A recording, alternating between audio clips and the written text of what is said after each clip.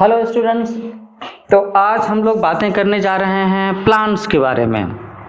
We are going to talk about plants, flower plants, fruit plants, vegetable plants. तो plants के बिना तो जिंदगी संभव नहीं है ना। प्लांट से ही हमें खाने के लिए अनाज मिलते हैं, सब्जियां मिलती हैं, फल फूल मिलते हैं। प्रकृति में अगर प्लांट्स नहीं होते तो प्रकृति इतनी सुंदर दिखाई देती क्या। हमारे आसपास में अगर पौधे नहीं होंगे तो हम सांस लेने की स्थिति में होंगे क्या, हमें ऑक्सीजन कैसे मिलेगा।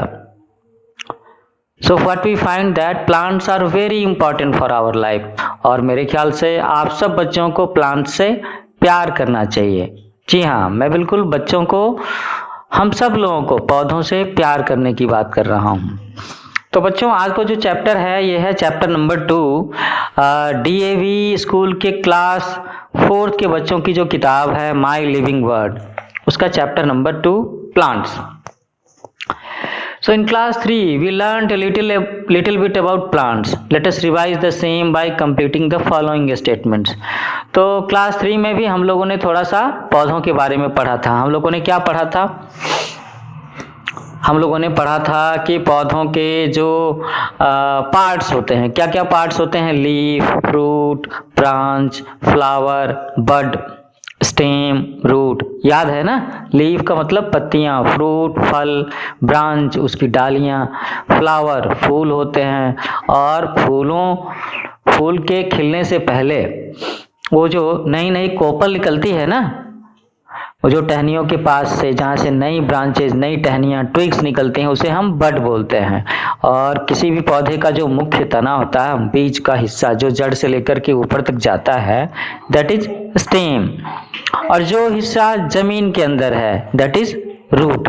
जानते हो ना? अच्छा, तो यहाँ पर कुछ स्टेटमेंट्स हैं, you have to fill it out. आपको इसमें भरना है। हेल्प बॉक्स में जो वर्ड्स दिया हुआ है वो है क्लोरोफिल, स्टेम, सीड्स, रूट। तो मैं इसे भर करके बता देता हूँ। Root fixes a plant in the soil. तो यहाँ पर मैंने फिलअप किया रूट। तो जड़ ही है जो पौधों को मिट्टी में फिक्स करके, स्थिर करके रखता है ना। Stem supports A plant and keeps it upright. Stem क्या है? वही पौधे को सपोर्ट करता है और सीधा खड़ा रहने में मदद करता है। Leaf has chlorophyll in it to prepare food and to give its green colour. तो क्लोरोफिल का क्या इंपॉर्टेंस है? वो अगर पौधों के पत्तों में मौजूद है तो पत्ते हरे रंग के होंगे और तभी पत्ते भोजन बना पाएंगे, है ना। और इसकी क्लोरोफिल की मदद से ही पौधों के पत्तियों को हरा रंग मिलता है। And what about fruits? Fruits have seeds. Fruits have seeds in them which germinate to form plants. फलों के अंदर में बीज होते हैं जिससे आगे चल करके नए पौधे जन्म लेते हैं।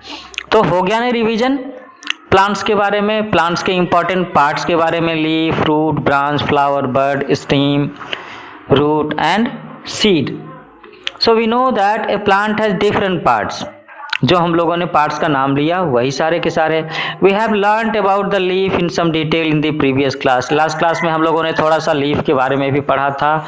लीफ के स्ट्रक्चर के बारे में पढ़ा था कि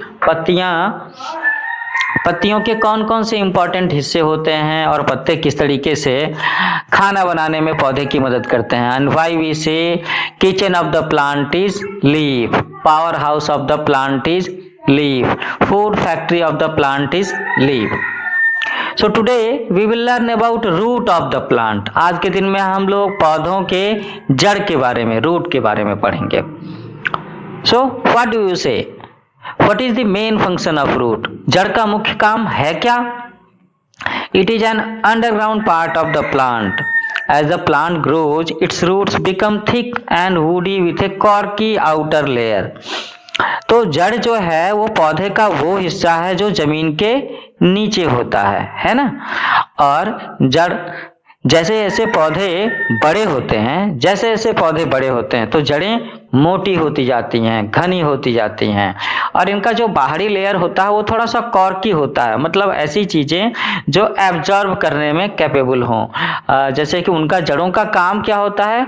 वो मिट्टियों से वाटर एब्जॉर्ब करती हैं, मिनरल्स एब्जॉर्ब करती हैं, है ना। और वाटर का भी तो इंपॉर्टेंट रोल है फोटोसिंथेसिस में। And now we will study about types of root, कि कितने तरह की जड़ें होती हैं। क्या सारे के सारे पौधों की जड़ें एक जैसी ही होती हैं? ऐसा तो नहीं हो सकता, जैसे कि there are different kinds of plants in the nature. हमारी प्रकृति में तरह तरह के पौधे मौजूद हैं और उसी हिसाब से हर पौधों की जड़ें भी तो अलग अलग होती होंगी। So roots are of two types, roots are of two types, दो तरह की जड़ें होती हैं, tap roots and fibrous roots. दो तरह की जड़ें होते हैं, टैप रूट और फाइब्रस रूट। अब बच्चों मन में सवाल आएगा कि टैप रूट कैसा होता है? Tap root is a single long root with thin roots arising from it. Plants like beans, rose, ladyfinger and trees like neem and people have tap roots. Tap root जो होता है वो एक मुख्य जड़ होती है, लंबी सी जड़ होती है, जिसके साथ में धागे जैसी पतली पतली जड़ें इसके बगल में से भी निकली होती हैं, लेकिन एक मुख्य जड़ होगी जो सीधे जमीन के नीचे जाएगी। अगर आपको इसकी जड़ें देखनी हो then you can observe it, you can observe it. मैंने कहा ऑब्जर्व, OBSERVE, ऑब्जर्व मतलब अवलोकन करना, बाहर में देख करके समझना कि हाँ ये सच में ऐसा होता है क्या, ऑब्जर्वेशन, है ना। जब हम लोग एक्सपेरिमेंट्स करते हैं तो क्या करते हैं? ऑब्जर्वेशंस को नोट करते हैं। So that I have said observe, you have to observe. तो जैसे कि ये जो सोयाबीन के पौधे होते हैं, गुलाब के पौधे, लेडी फिंगर भिंडी का पौधा, और जैसे कि नीम का पेड़ है ना, पीपल का पेड़ है, तो इनकी जो जड़ें होती हैं वो टैप रूट टाइप की होती हैं। इसकी एक मुख्य जड़ सीधे जमीन में नीचे की तरफ जाएगी, बिल्कुल वर्टिकली नीचे जाएगी, जमीन के अंदर में सीधी सी होती है। यहाँ पर पिक्चर में भी दिखाया गया है, जो आप ये सफेद मूली के कलर के जैसा ये जड़ देख रहे हो ना, that is tap root, left वाले पिक्चर में। अब बात आती है फाइब्रस रूट्स। तो फाइब्रस ये फाइबर वर्ड से आया है, फाइबर का मतलब होता है रेशा, तो फाइब्रस रूट्स रेशेदार होंगी। Fibrous roots are those in which many roots arise from the base of the stem. तो हम लोगों ने टैप रूट में देखा कि एक मुख्य जड़ नीचे की तरफ जाती है और उसके अलग अलग हिस्से से ऊपर से नीचे तक छोटी छोटी टहनियाँ, जड़ों की ब्रांचेज हैं, है ना। जबकि फाइब्रस रूट में ऐसी कोई मुख्य जड़ नहीं होती, मेन रूट नहीं होती, उसमें जैसे ही वो पौधा जहाँ पर जमीन के अंदर जा रहा है वहीं से ही छोटी छोटी ब्रांचेज, वहीं से छोटी छोटी डालियाँ, जड़ों की टहनियाँ निकली होती हैं, उसकी ब्रांचेज निकली होती हैं, और उस सब में से क्या होता है ना कि वहाँ से फिर छोटी छोटी धागे जैसी जड़ें आसपास में बिखरी होती हैं। जैसे इस किताब में पेज नंबर 11 पर आप ऊपर में देख सकते हो कि बाएं तरफ जो जड़ है दैट इज टैप रूट, और दाएं तरफ जो है वो फाइब्रस रूट है, रेशेदार। Fibrous roots are found in all cereals, grasses and bananas.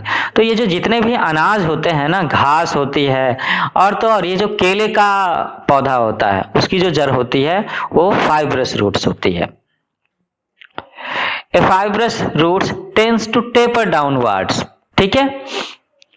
Do you know, अब यहाँ पर एक छोटा सा फैक्ट है, roots help in soil conservation।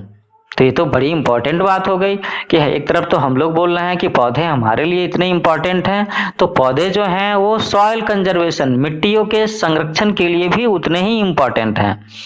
They help to bind the soil and protect it from getting washed away।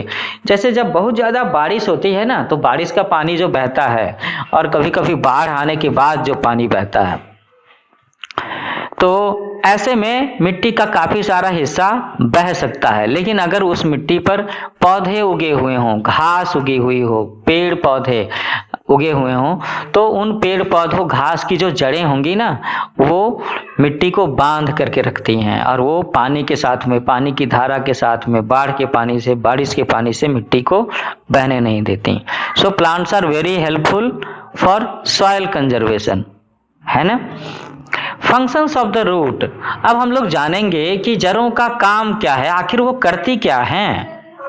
जैसे हम लोगों ने लास्ट क्लास में पढ़ा था ना पत्तियों के बारे में, फंक्शंस ऑफ द लीफ। तो पत्तियों का मुख्य काम क्या है? पत्तियों का मुख्य काम है फोटोसिंथेसिस करना, और क्या है, वो पौधों के लिए सांस लेने का, रेस्पिरेशन का काम भी तो पत्तियां ही करती हैं ना। तो अब यहाँ हम बात करेंगे जड़ों के बारे में कि जड़ें क्या करती हैं, and how roots are important for a plant.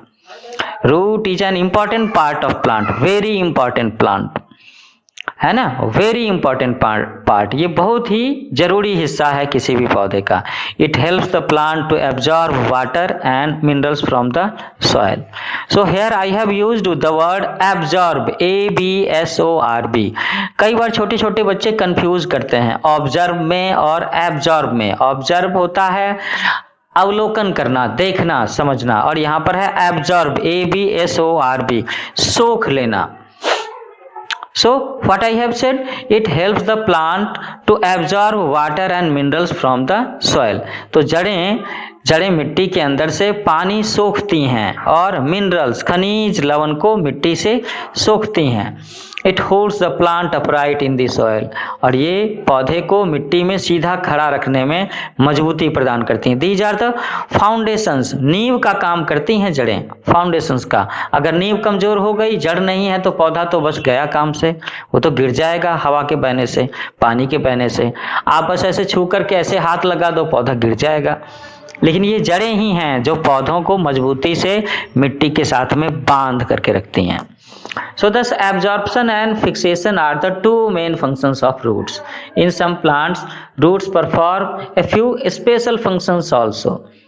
तो हम लोगों ने क्या पढ़ा कि जड़ों का मुख्य काम क्या है? जड़ों का मुख्य काम है मिट्टी से वाटर और मिनरल्स को एब्जॉर्ब करना, साथ साथ में ये पौधे को स्ट्रेंथ देती हैं, मिट्टी में खड़े होने के लिए फिक्स रखती हैं, है ना। So these are the two main functions of roots. लेकिन कुछ ऐसे भी प्लांट्स होते हैं जहां पर पौधों की जो जड़ें होती हैं वो इस दो इंपॉर्टेंट काम के अलावा कुछ और भी स्पेशल काम करते हैं, वो अब हम लोग जानेंगे। So what do you say about edible roots? कौन कौन सी जड़ों के बारे में मालूम है तुम्हें जिसे हम खाते हैं? Think about carrot, turnip and radish. चुकंदर को देखा है, गाजर, मूली। So plants like radish, carrot and beetroot, these plants have thick roots which store food for the plant। तो ये जो पौधे हैं जिनका नाम मैंने लिया, चुकंदर का नाम लिया मैंने, है ना, सलजम का नाम लिया, फिर मैंने गाजर का नाम लिया, मूली का नाम लिया, तो ये वो पौधे हैं जिसकी जड़ों में पौधे का भोजन इकट्ठा भी होता है। Some such roots are eaten by man and animals। तो गाजर खाना तो मुझे भी पसंद है और खरगोश को भी, है ना। तो कई सारी जड़ें हैं जैसे कि चुकंदर, गाजर, मूली, ये मनुष्यों के लिए भोजन के काम आते हैं और जानवरों के भी काम आते हैं। So such roots which can be eaten, these are called edible roots, EDIBLE। Edible roots like carrot, radish, beetroot are delicious and nutritious and add variety to the diet। तो बच्चों ये जो edible roots हैं जिसे हम लोग खा सकते हैं, ये हमारे खाने में वैरायटी, है ना, वैरायटी डालते हैं। सपोज करो कि एक अच्छा सलाद कैसे बनाया जा सकेगा अगर आपके पास में चुकंदर ना हो, गाजर ना हो, मूली ना हो, है ना इम्पोर्टेंट बात। तो ये हमारे खाने को टेस्टी भी बनाते हैं और एक वैरायटी भी देते हैं। In some plants roots provide extra support to the plant. For example the branches of a banyan tree get extra support with the help of special roots that grow downwards from the branches. अच्छा बच्चों, आप सब में से किस किस ने बरगद का पेड़ देखा है? बरगद का पेड़ ये देखने में बड़ा इंटरेस्टिंग होता है, बहुत बड़ा होता है, बहुत विशाल होता है। आप देखोगे कि जो बरगद के पेड़ होते हैं ना, जितना पुराना होता जाएगा इसकी ब्रांचेज से भी जड़ें निकलती हैं, इसकी ब्रांचेज से भी जड़ें निकलती हैं। मैंने यही बात कहा कि इसकी ब्रांच से जड़ें निकलती हैं और ब्रांच से लटक लटक करके नीचे जमीन तक जाती हैं और जमीन में फिर वापस घुस जाती हैं। तो इसका तो एक मेन स्टेम होता है और मेन रूट भी होता है, और इसके साथ साथ में ये जो सपोर्टिंग रूट्स होती हैं ये इसके ब्रांचों से नीचे लटकती हैं और लटकते लटकते वापस जड़ में चली जाती हैं, और ये उस पेड़ की विशालता को सपोर्ट देती हैं, स्ट्रेंथ देती हैं।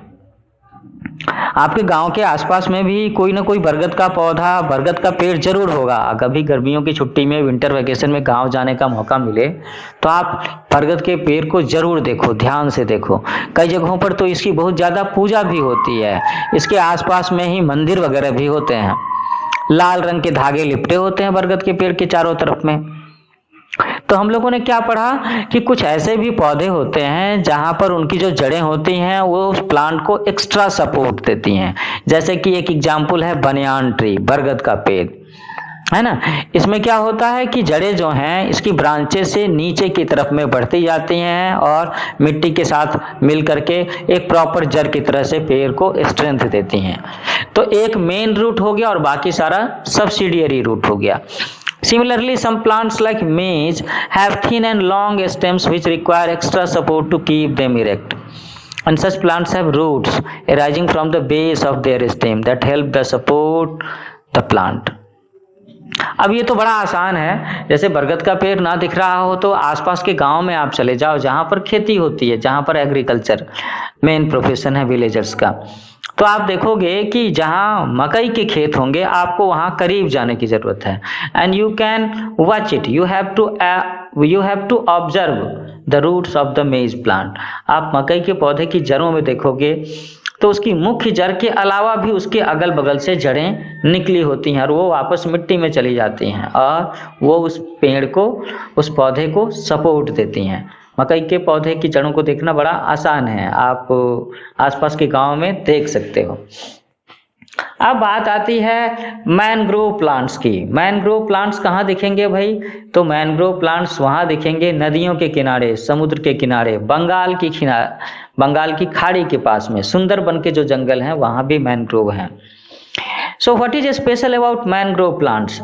Roots do not get sufficient oxygen in the marshy areas. Marshy area हम लोग किसे कहते हैं? MARSHY। मार्शी एरिया वो होता है जहां पर बहुत ज्यादा पानी होता है, दलदल होता है, कीचड़ होती है। तो ये जो बहुत ज्यादा दलदल और पानी वाला एरिया होता है वहां पर जो पौधे होते हैं वहां पर जड़ों को सफिशिएंट ऑक्सीजन नहीं मिल पाता। जड़ों को भी ऑक्सीजन की जरूरत होती है, हवा की जरूरत होती है। आप अपने स्कूल के माली से पूछ सकते हो, आसपास के किसी ऐसे आदमी से पूछ सकते हो जिसे गार्डनिंग का शौक हो कि जड़ों को भी हवा की जरूरत होती है क्या, तो वो बताएंगे बिल्कुल हाँ। क्योंकि समय समय पर हमें छोटे छोटे बड़े पौधों की निकाई गुड़ाई जड़ों के पास में करनी होती है ताकि पौधों की जड़ों को भी थोड़ी सी हवा मिल सके, उसकी भी यूटिलिटी है। सो इन सच प्लांट्स, किस प्लांट्स की बात कर रहे हैं हम लोग? मैनग्रोव प्लांट्स की, जो कि दलदल वाले इलाके में होते हैं। In such plants some breathing roots come out of the soil to get fresh air from the atmosphere.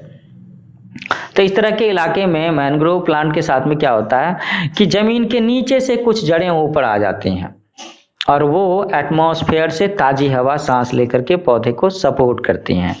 Such roots found in banyan, maize and mangrove plants are called aerial roots. तो ऐसी जड़ें जहां पर हम पौधों की जड़ों को जमीन के ऊपरी हिस्से में भी साफ साफ देख पाते हैं, जो पौधों के साथ में बहुत ही इंपॉर्टेंट रोल प्ले करती हैं, उन्हें हम क्या कहते हैं? एरियल रूट कहते हैं, है ना। तो हम लोगों ने क्या पढ़ा था? एक पढ़ा था टैप रूट, दूसरा पढ़ा था फाइब्रस रूट, अब ये रूट का एक तीसरा टाइप हो गया एरियल रूट्स। ठीक है। So there is a law against cutting trees. एक बहुत ही इंपॉर्टेंट बात कही गई है यहाँ पर फैक्ट वाले सेक्शन में कि पेड़ पौधों को काटने के बारे में बहुत ही कड़ा नियम सरकार ने बना रखा है। फॉर कटिंग डाउन और pruning any tree written permission from the appropriate authorities is required. Whenever you are going to cut a tree of the public place, कोई भी सार्वजनिक जगह जो प्रॉपर्टी पब्लिक प्रॉपर्टी है, समाज की है, नगर निगम की है, सरकार की है, that is not your private property, जो आपके आंगन का हिस्सा नहीं है, आपके घर का हिस्सा नहीं है। तो ऐसे किसी भी पब्लिक प्रॉपर्टी, पब्लिक प्लेस वाले जगह में अगर कोई पेड़ लगा हुआ है तो उसे काटने पर सरकार की तरफ से बहुत ही सख्त पनिशमेंट है। सरकार ने रोक लगा रखा है इसको। अगर ऐसी कोई जरूरत पड़ती है स्पेशल केस में, सड़क बनाने के लिए, नाला बनाने के लिए, तो लोगों को सरकार से परमिशन लेना होता है। तो बच्चों इस तरीके से आज हम लोगों ने आपका ये चैप्टर यहाँ पर खत्म किया है जिसका नाम था प्लांट्स, और आज हम लोगों ने प्लांट्स के सबसे इम्पोर्टेंट पार्ट के बारे में पढ़ा। उस पार्ट का नाम था रूट्स, जड़ों के बारे में। तो एक बार हम लोग जरा सा कीवर्ड्स देख लेते हैं जो इस चैप्टर में हैं, जिसे आपको ध्यान में रखना चाहिए और आपको अपने सेंटेंसेज में, बोलने में, लिखने में इस्तेमाल करना चाहिए। So the first word of the keyword is atmosphere. तो एटमॉस्फेयर क्या है? The air surrounding the earth. Erect, ERECT, erect मतलब तन कर खड़ा होना, upright. Germinate, to grow a sprout, अंकुर से पौधे का निकलना। And tapers, TAPERS, tapers, narrows and gets directed towards a point. तो हम लोगों ने टैप रूट के बारे में पढ़ा था ना, टैप रूट, टेपर्स सबसे ही बना हुआ है। तो टैप रूट में क्या होता है, उसकी जड़ जो है सीधे ऊपर से नीचे बिल्कुल कोनिकल शेप में, शंकु के जैसे ट्रायंगुलर शेप में जड़ में मिट्टी में नीचे तक जाती हैं ताकि वो पौधे को ज्यादा अच्छे से संभाल करके रख सके। सो हियर इट इज, ये चैप्टर आपका यहाँ पर खत्म होता है। I will be conducting A follow up lecture session for you also in which I will cover the question answers of this chapter again. तो हम लोग जल्दी मिलते हैं एक नए चैप्टर के साथ में, एक नए लेक्चर सेशन के साथ में। आप मेरे चैनल का नाम याद रखना और इसे अपने फ्रेंड सर्किल में सर्कुलेट करो, उन्हें जरूर बताओ जो भी पढ़ने लिखने वाला बच्चा हो, who want to excel in his life. तो मेरे YouTube चैनल का नाम क्या है? New Age Coaching. ठीक है, इसे लाइक करें, शेयर करें, सब्सक्राइब करें। Take care, God bless you, happy learning.